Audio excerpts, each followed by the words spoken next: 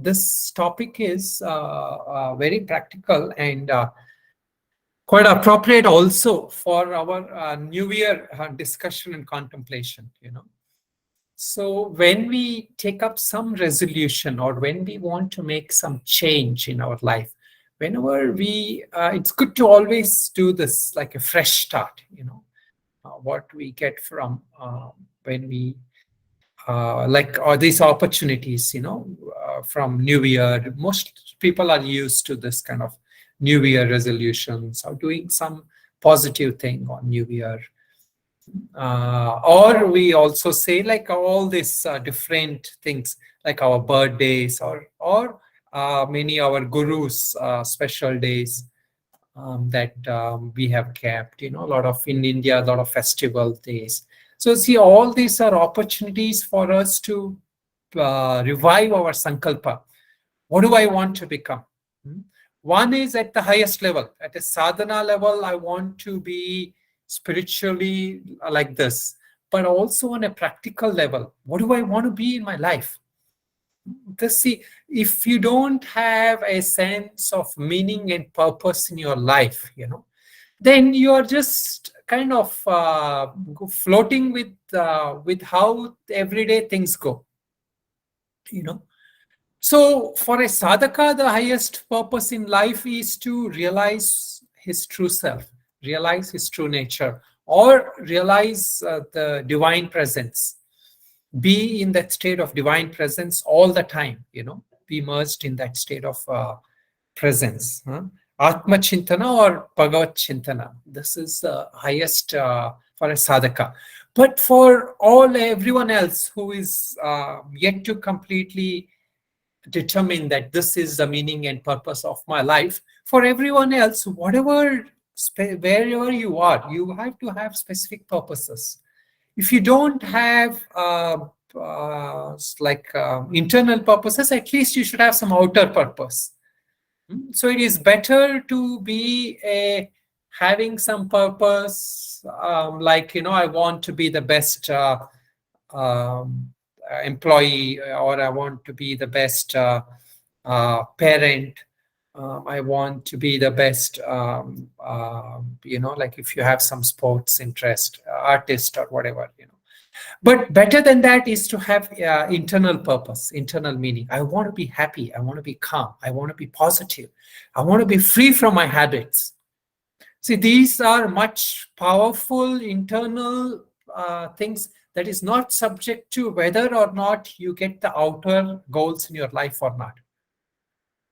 See, the outer goals in your life are very subjective. Like if you want to be a best swimmer, but if you are in a country like India and all that, swimming is not such a big thing, the chances of being a best swimmer is much lesser.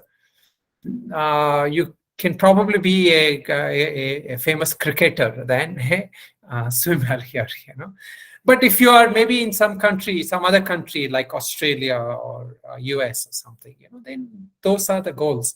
So see this again, but then there are outer situations, like what happens if you break your leg? Then it doesn't. So this is why a yogi strives to work towards this internal perfection. Once you have internal perfection, outer goals of life will follow. If you don't have the internal perfections, what I mean by internal perfections is overcoming your habitual patterns, your negative habitual patterns, being free from those moods, negativity, being not thoughtful of people around you. See, these are all certain habits that we can overcome. How do we overcome them? By constantly making vigilance. First is we have to be aware of what is happening in my mind.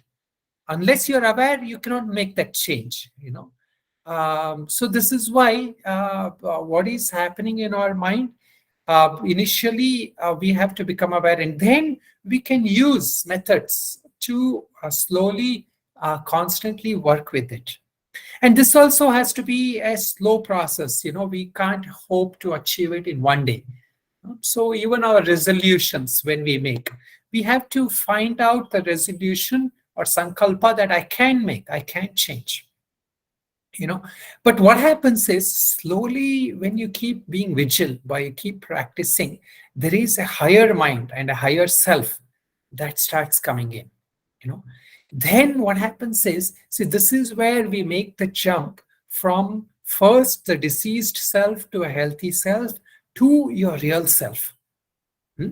So this, when your higher mind starts directing you, you always feel that even though you have some struggles, you're not completely lost. You don't completely give up. Hmm? So the struggle is then lesser, at least at the mental and emotional level. You may still be battling with certain habits, but the mentally and emotionally, you're more secure and you're more focused on your goals. Many times this kind of discernment or this kind of arising of the higher inner guidance comes through, like when you're attending classes like this, it gets reinforced, or when you do meditation, study scriptures on your own. This progression comes. So we have to then slowly make a point that we value this in our life. So our time and money, for example, if you give your time and money to these kind of things, at least here you are at least have to give your time. But maybe money in terms of you need to have proper internet connection, or you need to buy books if you're interested to read more on these things and all that. You should be willing. And that what happens is, with that is, you're shifting your priorities in life. See, what you are giving your time and money is where you prioritize your life. So slowly, when you redirect your time and money to these things, you're internally telling yourself, it is not so much for other people. For yourself, you're internally saying, I'm valuing this much more. And so this is how it is. Then as I said, what I was saying is, see, for example, you take a piano player or a singer. Initially, when they are practicing, they have to be careful with every note. So when you take up a resolution, when you take up some sankalpa, initial few days, it takes more vigilance. It takes a little more effort. You may fall, you may get sidetracked, or some memory might come, which, like, if you want to overcome, like some habit, drinking, smoking, or whatever, then those memories might come of the past, and then that memories will distract you. So you have to be vigilant that the memory has come, and you have to be ready at that point to say no, and reinforce your habit, your sankalpa. And you should invoke the divine will, divine presence, divine power within you. That what that helps is, that will help you to slowly keep continuing. So similarly, a singer or a musician, he has to make that effort. He has to hit the right notes. He has to keep practicing that he doesn't go off note. But slowly what happens is, with practice, see, like a piano, he doesn't have to keep looking at every keys. He knows where they are. He just can flow with it. So this is what he was saying in that 10th sutra. You flow with that positive habit, that and then you can make improvisations and all that. So in our life, initially when we take up a sankalpa, we should make an effort every day. We should review every day. What did I do? Who won in the battle in my mind? Did my positive habits win, or my negative habits win? This is the first sloka of Bhagavad Gita. Sanjaya is asking, what happened in the battlefield? He's asking Dhritarashtra. Are the good forces winning or the bad forces winning? So like that, we have to ask every day, what is winning in our life, the good habits or the bad habits, especially when we have made certain sankalpa. And then we have to make the effort to slowly overcome them, slowly try to. Lot of, it's also good to read certain books. So this is also just as how you're listening to the classes and all that, see, also same thing with listening in the class. Sometimes, when you're listening to class or you're meditating, you will have other thoughts that will come in, right? So most of you are familiar. You may suddenly remember something, or you might get lost with something I say and start thinking something else, so that also is a skill. That also is a way where we can learn to be with what you're doing. So we cannot force ourselves too much, but we can be aware. Okay, so now I'm not following what is being said. My mind has gone away. But as many times the mind goes away, as many times you bring it back, your mind has actually become more powerful. So regardless of how many times you get lost, like you can practice sometimes in the class or in your meditation, don't judge yourself how many other times you get lost or start feeling you're hopeless and all that. So this ability to bring back the mind any number of times it gets lost without judging, see, that is a hallmark of a yogi. It is not that a yogi is necessarily always in a state of complete peace and tranquility. A yogi also gets distracted. A yogi will also have other samskaras come in, If not the senses-based samskaras, some internal samskaras will come in. And this is also something we see when we go on a quiet retreat, those of you who have done quiet retreats or spent few days in silence, in either in some ashram or some place, we have to be in silence sometimes. In some, even if you can take one day a week to practice some silence, you can tell people around you. So today, at least from this time to this time, I'm going to be in silence. You will see how much more productive your mind will be. You can focus, you can do a lot of other things. But then what happens is, even when you are in silence, you will, if not distracted from others, you will get distracted internally also.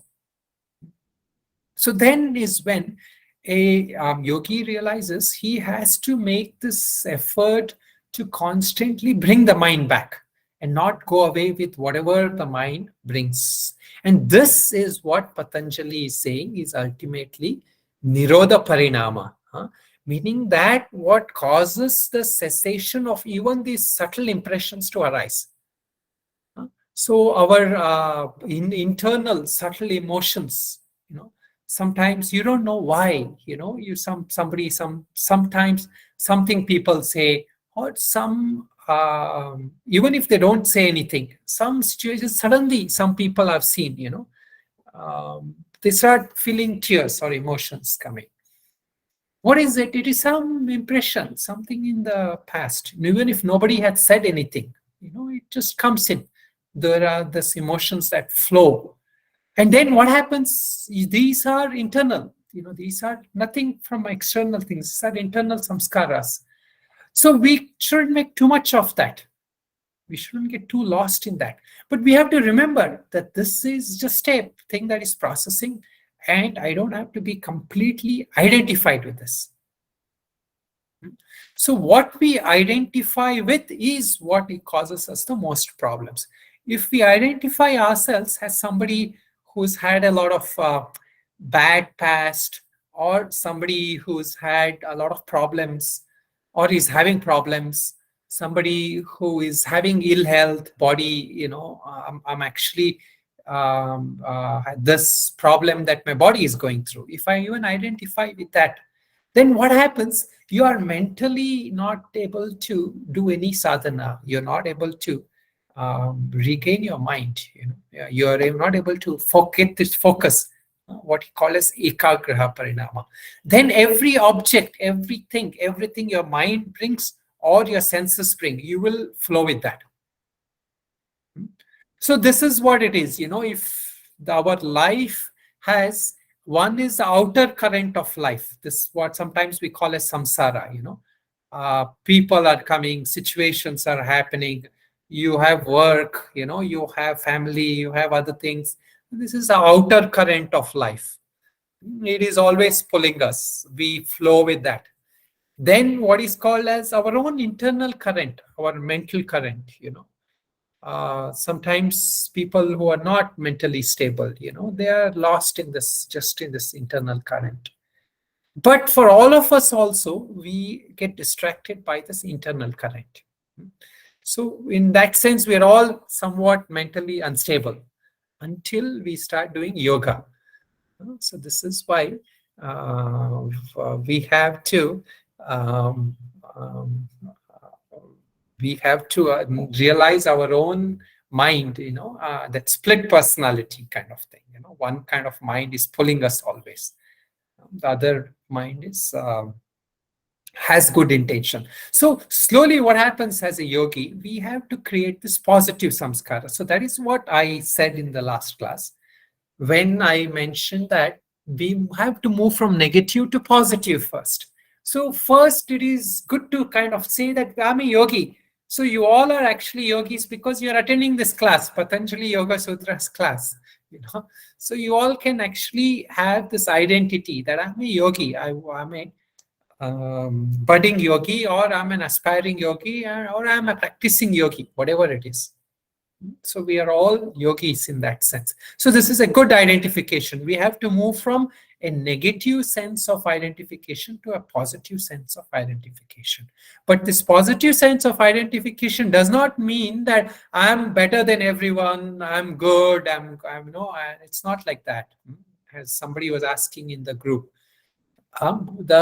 when you have a positive sense of self, you are humble, you know what you're dealing with, but yet you have this goal, meaning, purpose in your life. If not anything, you have a meaning and purpose that I want to overcome all my negative mental habit patterns. So this is a goal that all of us as yogis have. Okay, so I think this is a good this is a good the amount of contemplation for today.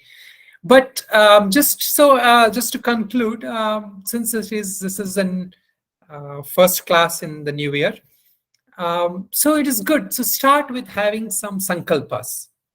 My suggestion is make a sankalpa, something that is doable. Take up some sankalpa. So two things in that sankalpa. You can write out some statements, and this is I do in workshops sometimes. You can write out a statement. I want to overcome this specific habit. Like maybe if I want to wake up, I will go to bed early and wake up. I will go to bed early, wake up early, something like that. It's a good sankalpa to have. So then what happens? You say that, I will overcome my tendency to sleep late or whatever, or otherwise. So some people want to work through night. That's fine also. I'm just saying if generally. So so I will want to overcome this habit of being lazy, tamasik, or whatever. So that you have to identify what is your struggle and where you want to go. So this you have to capture in your sankalpa. And then you have to also kind of address some higher force, higher power, some divine force, or your own inner potential. You have to acknowledge, because by what we see of ourselves, we don't feel usually we can do it always.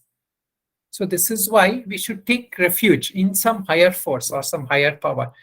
If we don't believe in God, we can take something as of my own inner mind or higher self, something like that we can take. That kind of sankalpa we should keep on reflecting again and again and again. That what happens will bring us to this positive sense of self, until it becomes a flow, where we are naturally aware, naturally vigilant, and we are also naturally patient with ourselves. So as he mentioned, these cannot be rushed through. He mentions in the 6th sutra or 7th sutra, where he says that especially the internal processes of the mind, we cannot put in that kind of effort as we do with physical things. Mental effort has to be done very skillfully, patiently. But relentlessly. We should never give up. That is how mental effort is. We have to understand, but yet we should not give up. An inch by inch, it's a cinch, as they say. And an inch by inch, you move on and you gain it. Okay, all right. I think we can leave it at this. There are, it's also good to resolve that in this new year, like many of you are attending today, that you will make an effort to attend every class, or that you will read some good books, take up some very nice books. So there are a lot of books about yogis, books of very inspiring books, no, especially biographical books of yogis in all different faiths, not just about Hindu or this faith. A lot of other, Christian mystics are there. Of course, in Buddhism, we have Milarepa and other people. So all very good things to read about, reflect about how they trained themselves, how they overcame their challenges. Very other inspiring books, Swami Vivekananda's stories sometimes, how he resolves, how he went to United States, how he overcame all the difficulties.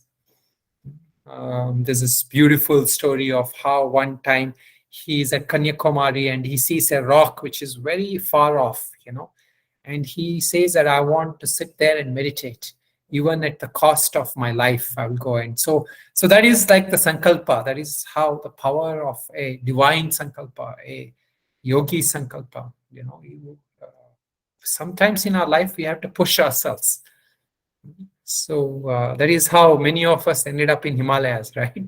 We gave up whatever, and we move further up. Whatever. Okay. All right. So with this, let me close with a prayer. And if anybody after wants to go, you can go. If anyone has questions, you can ask. Om Purnamada Purnamidam Purnat Purnamadachyate Purnasya Purnamadaya Purnamevavashishyate. Om Shanti Shanti Shanti.